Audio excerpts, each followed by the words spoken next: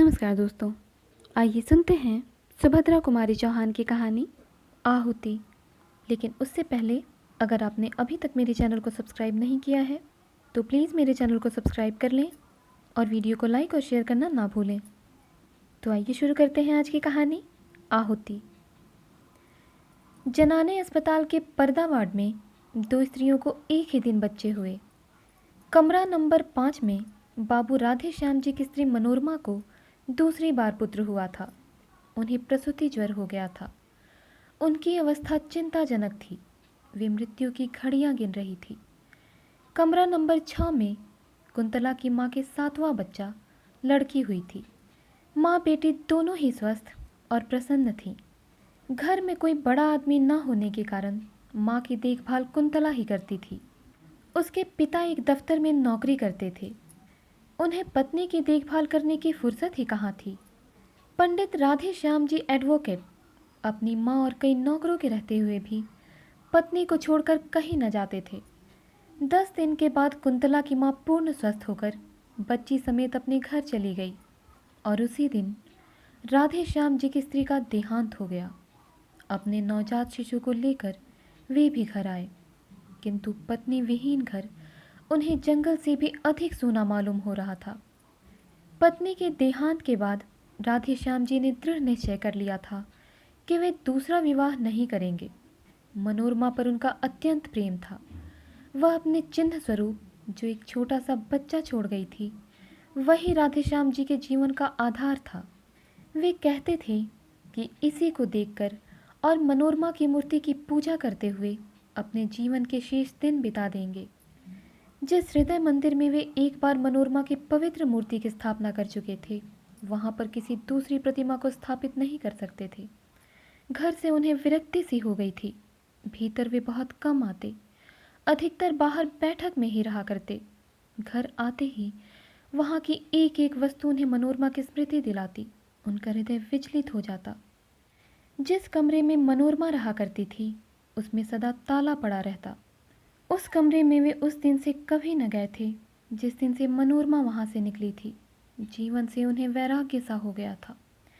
आने जाने वालों को वे संसार की असारता और शरीर की नश्वरता पर लेक्चर दिया करते। कचहरी जाते, वहां भी जी न लगता। जिन लोगों से 50 रुपया फीस लेनी होती, उनका काम 25 में ही कर देते। सोचते, रुपए के पीछे हाय हाय करके करना ही क्या है, किसी तरह जीवन को ढकेल ले जाना है। तात्पर्य यह है कि जीवन में उन्हें कोई रुचि ही न रह गई थी। दूसरे विवाह की बात आते ही उनकी गंभीर मुद्रा को देखकर किसी को अधिक कहने सुनने का साहस ही न होता। अतएव सभी यह समझ चुके थे कि राधे श्याम जी अब दूसरा विवाह ना करेंगे। उनकी माता ने भी उनसे अनेक बार दूसरे विवाह के लिए कहा, किंतु वे टस से मस न हुए। अंत में वे अपनी इस इच्छा को साथ लिए ही इस लोक से विदा हो गईं। इसके कुछ ही दिन बाद राधे श्याम जी एक दिन अपनी बैठक में कुछ मित्रों के साथ बैठे थे और बाहर उनका लड़का हरिहर नौकर के साथ खेल रहा था। तभी सामने से एक तांगा निकला। न जाने कैसे तांगे का एक पहिया निकल गया और तांगा कुछ दूर तक घिसटता हुआ चला गया। एक 7-8 साल का बालक तांगे पर से गिर पड़ा और एक बालिका जो कदाचित उसकी बड़ी बहन थी, गिरते गिरते बचकर दूसरी तरफ खड़ी हो गई। बालक को अधिक चोट आई थी। बालिका ने मृग शावक की तरह घबराए हुए अपने 2 सुंदर नेत्र चंचल गति से सहायता के लिए चारों ओर फेरे और फिर अपने भाई को उठाने लगी। राधे श्याम जी ने देखा और दौड़ पड़े, बालक को उठाकर झाड़ने पोंछने लगे। राधे श्याम के एक मित्र जगमोहन, जो राधे श्याम के साथ ही दौड़कर बाहर आए थे, बालिका को संबोधन करके बोले, कहाँ जा रही थी कुंतला? मौसी के घर जनेऊ है, वहीं अम्मा के पास जा रही थी, कुंतला ने शर्माते हुए कहा। कुंतला को देखते ही राधे श्याम जी की एक सोई हुई स्मृति जाग से उठी। दूसरा तांगा बुलवाकर कुंतला को इसमें बैठाकर उसे रवाना करके राधे श्याम जगमोहन के साथ अपनी बैठक में आ गए। एक दिन बात ही बात में राधे श्याम ने जगमोहन से पूछा, भाई वह लड़की किसकी थी जो उस दिन तांगे से गिर पड़ी थी? जगमोहन ने बतलाया कि वह पंडित नंद किशोर तिवारी की कन्या है। पढ़ी लिखी, गृह कार्य में कुशल और सुंदर होने पर भी धनाभाव के कारण वह अभी तक कुंवारी है। बेचारे तिवारी जी 50 रुपये माहवार पर एक ऑफिस में नौकर हैं। बड़ा परिवार है। 50 रुपये में तो खाने पहनने को भी मुश्किल से पूरा पड़ता होगा। फिर लड़की के विवाह के लिए 2-3 हज़ार रुपये कहाँ से लावें? कान्य कुब्जों में तो बिना बहरौनी के कोई बात ही नहीं करता। कष्ट में है बेचारे। लड़की सयानी है। पढ़ा लिखा कर किसी मूर्ख के गले भी तो नहीं बांधते बनता। एक बार तिवारी जी पर उपकार करने की सद्भावना से राधे श्याम जी का हृदय आतुर हो उठा, किंतु तुरंत ही मनोरमा की स्मृति ने उन्हें सचेत कर दिया। तिवारी जी पर उपकार करना मनोरमा को हृदय से भुला देना था। राधे श्याम को जैसे कोई भूली हुई बात याद आ गई हो। वे अपने आप ही सिर हिलाते हुए बोल उठे, नहीं, यह कभी नहीं हो सकता। राधे श्याम के हृदय की हलचल को जगमोहन ने ताड़ लिया। वार करने का उन्होंने यही उपयुक्त अवसर समझा। संभव है निशाना ठीक पड़े। जगमोहन, तुम क्या कहते हो राधे श्याम? है ना लड़की बड़ी सुंदर?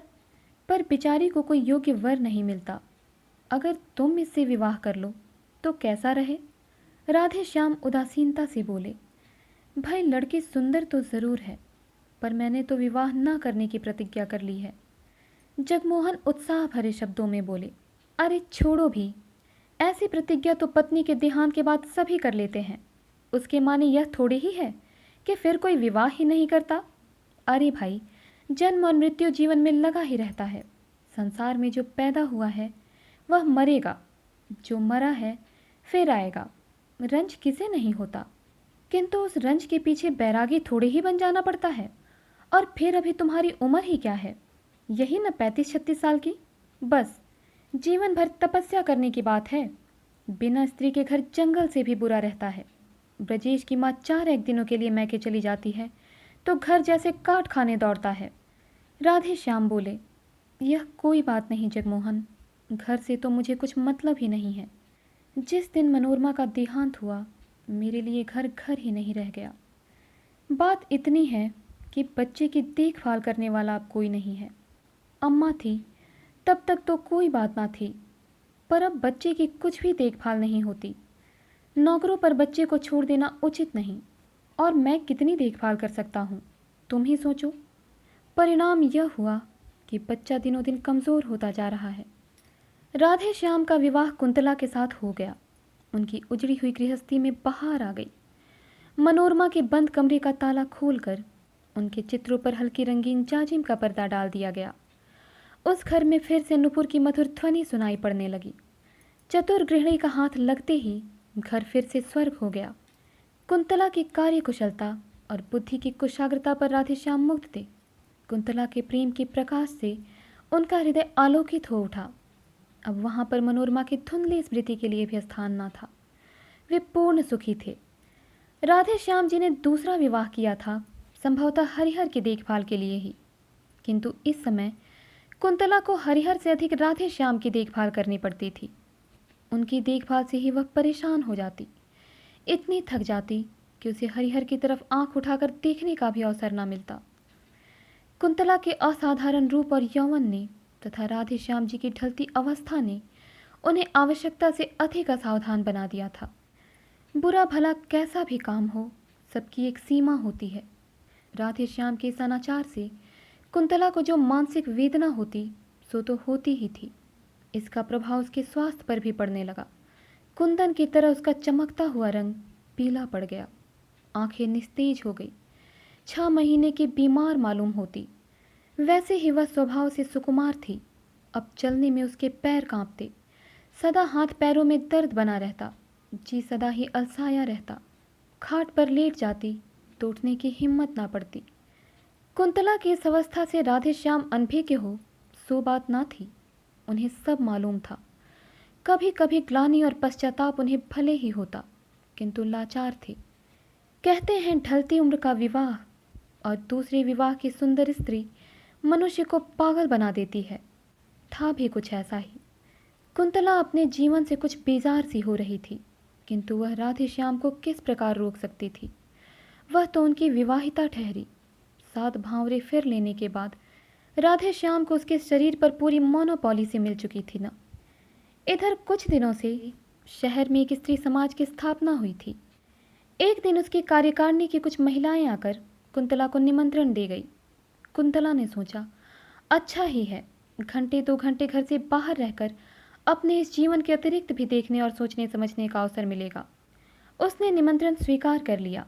वहां गई भी। वहां जितनी स्त्रियों ने भाषण पढ़े या दिए, कुंतला ने सुने। उसने सोचा, वह इन सबसे अधिक अच्छा लिख सकती है और बोल भी सकती है। घर आकर उसने भी एक लेख लिखा। विषय था भारत की वर्तमान सामाजिक अवस्था में स्त्रियों का स्थान। राधे श्याम जी ने भी लेख देखा, बहुत ही प्रसन्न हुए। लेख लिए हुए वे बाहर गए। बैठक में कई मित्र बैठे थे। उन्हें दिखलाया। सभी ने लेखिका की शैली एवं सामयिक ज्ञान की प्रशंसा की। अपने एक साहित्य सेवी मित्र अखिलेश्वर को लेकर राधेश्याम भीतर आए। कुंतला को पुकार कर बोले, कुंतला, तुम्हारा लेख बहुत ही अच्छा है। मुझे नहीं मालूम था कि तुम इतना अच्छा लिख सकती हो, नहीं तो तुमसे सदा लिखते रहने का आग्रह करता। तुम्हारे इस लेख में कहीं भाषा की त्रुटियां हैं ज़रूर, परसों ये मेरे मित्र अखिलेश्वर ठीक कर देंगे। अब तुम रोज़ कुछ लिखा करो, ये ठीक कर दिया करेंगे। मुझे तो भाषा का ज्ञान ही नहीं, अन्यथा मैं ही देख लिया करता। खैर, कोई बात नहीं, यह भी घर के ही आदमी हैं। कुंतला के लेखों को देखने का भार अखिलेश्वर को सौंपकर राधेश्याम को बहुत संतोष हुआ। कुंतला को अब एक ऐसा साथी मिला था जिसकी आवश्यकता का अनुभव वह बहुत दिनों से कर रही थी, जो उसे घरेलू जीवन के अतिरिक्त और भी बहुत सी उपयोगी बातें बता सकता था, जो उसे अच्छे से अच्छे लेखक और कवियों की कृतियों का रसास्वादन करा के साहित्यिक जगत की सैर करा सकता था। कुंतला अखिलेश्वर का साथ पाकर बहुत संतुष्ट थी। अब उसे अपना जीवन उतना कष्टमय और नीरस न मालूम होता था। कुंतला और अखिलेश्वर प्रतिदिन एक बार अवश्य मिला करते। कुंतला की अभिरुचि साहित्य की ओर देखकर उसकी विलक्षण कुशाग्र बुद्धि एवं लेखन शैली की असाधारण प्रतिभा पर अखिलेश्वर मुग्ध थे। वे उसे एक सुयोग्य रमणी बनाने में तथा उसकी प्रतिभा को पूर्ण रूप से विकसित करने में सदा प्रयत्नशील रहते थे। लाइब्रेरी में जाते, अच्छी से अच्छी पुस्तकें लाते और उसे घंटों पढ़कर सुनाया करते। कविवर शेली, टेनिसन और किट्स तथा महाकवि शेक्सपियर इत्यादि की ऊंचे दर्जे की कविताएं पढ़कर उसे समझाते, उसके सामने व्याख्या तथा आलोचना करते और उससे करवाते। हिंदी के धुरंधर कवियों की रचनाएं सुनाकर वे कुंतला की प्रवृत्ति कविता की ओर फेरना चाहते थे। उनका विश्वास था कि कुंतला लेखों से कहीं अच्छी कविताएं लिख सकेगी। किंतु अब राधे श्याम को कुंतला के पास अखिलेश्वर का बैठना अखरने लगा था। वे कभी कभी सोचते, शायद कुंतला के सुंदर रूप पर ही रीझकर अखिलेश्वर उसके साथ इतना समय व्यतीत करते हैं, किंतु वे प्रकट में कुछ न कह सकते थे, क्योंकि उन्होंने स्वयं ही तो उनको आपस में परिचय कराया था। कुंतला राधे श्याम के मन की बात समझती थी, इसीलिए वह बहुत सतर्क रहती। किंतु फिर भी यदि कभी भूल से उसके मुंह से अखिलेश्वर का नाम निकल जाता तो राधे श्याम के हृदय में ईर्ष्या की अग्नि भभक उठती। अब अखिलेश्वर के लिए राधे श्याम के हृदय में मित्र भाव की अपेक्षा ईर्ष्या का भाव ही अधिक था। इन्हीं दिनों कुंतला ने 2-4 तुकबंदियां भी की, जिनमें कल्पना की बहुत ऊंची उड़ान और भावों का बहुत सुंदर समावेश था, किंतु शब्दों का संगठन उतना अच्छा नहीं था। अपने हाथ के लगाए हुए पौधों में फूल आते देखकर जिस प्रकार किसी चतुर माली को प्रसन्नता होती है, उसी प्रकार कुंतला की कविताएं देखकर अखिलेश्वर खुश हुए। उन्होंने कविताएं कई बार पढ़ी और राधे श्याम को भी पढ़कर सुनाई। कुंतला की बुद्धि की बड़ी प्रशंसा की, किंतु राधे श्याम खुश ना हुए। उन्हें ऐसा मालूम हुआ कि जैसे कुंतला ने अखिलेश्वर के विरह में ही विकल होकर ये कविताएं लिखी हैं। अखिलेश्वर निष्कपट और निस्वार्थ भाव से कुंतला का शिक्षण कर रहे थे। उन्हें कुंतला से कोई विशेष प्रयोजन न था। कुंतला के इस शिक्षण से उन्हें इतना ही आत्मसंतोष था कि वे साहित्य की एक सेविका तैयार कर रहे हैं, जिसके द्वारा कभी न कभी साहित्य की कुछ सेवा अवश्य होगी। राधे श्याम के हृदय में इस प्रकार उनके प्रति ईर्ष्या के भाव प्रज्वलित हो चुके हैं, इसका उन्हें ध्यान भी न था, क्योंकि उनका हृदय निर्मल और पवित्र था। अखिलेश्वर कई दिनों तक लगातार बीमार रहने के कारण घर के बाहर न निकल सके। खाट पर अकेले पड़े पड़े धनिया गिनते हुए उन्हें अनेक बार कुंतला की याद आई। कई बार उन्होंने सोचा कि उसे बुलवा भेजे, फिर जाने क्या आगा पीछा सोचकर वे कुंतला को ना बुला सके। इधर कई दिनों से अखिलेश्वर का कुछ समाचार न पाकर कुंतला भी उनके लिए उत्सुक थी। वह बार बार सोचती, एकाएक इस प्रकार आना क्यों बंद कर दिया, क्या बात हो गई। किंतु वह अखिलेश्वर के विषय में राधेश्याम से कुछ पूछते हुए डरती थी। इसी बीच एक दिन कुंतला की माँ ने कुंतला को बुलवा भेजा। राधेश्याम कुंतला से यह कहकर कि जब तांगा आवे तुम चली जाना, कचहरी चले गए। कुंतला माँ के घर जाकर जब 3 बजे वहाँ से लौट रही थी तो रास्ते में हाथ में दवा की शीशी लिए हुए अखिलेश्वर का नौकर मिला। नौकर से मालूम करके कि अखिलेश्वर बीमार हैं, कई दिनों तक तेज बुखार रहा है, अब भी कई दिन घर से बाहर ना निकल सकेंगे, कुंतला अपने को रोक ना सकी। क्षण भर के लिए अखिलेश्वर से मिलने के लिए उसका हृदय व्याकुल हो उठा। अखिलेश्वर के मकान के सामने पहुंचते ही तांगा रुकवाकर वह अंदर चली गई। साथ में उसकी छोटी बहन भी थी। अचानक कुंतला को अपने कमरे में देखकर अखिलेश्वर को विस्मय और आनंद दोनों ही हुए।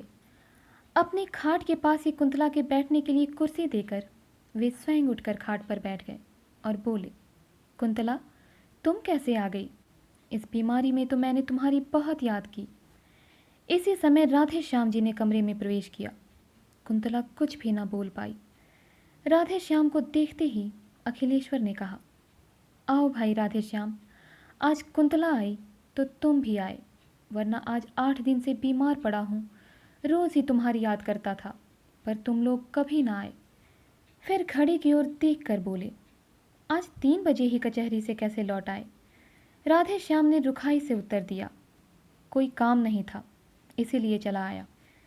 फिर पत्नी की ओर मुड़कर बोले, चलो चलती हो, मैं तो जाता हूँ। अखिलेश्वर ने बहुत रोकना चाहा, पर वे ना रुके, चले ही गए। उनके पीछे पीछे कुंतला भी चली। जाते जाते उसने अखिलेश्वर पर एक ऐसी मार्मिक दृष्टि डाली जिसमें न जाने कितनी करुणा, कितनी विवशता, कितनी कातरता और कितनी दीनता थी।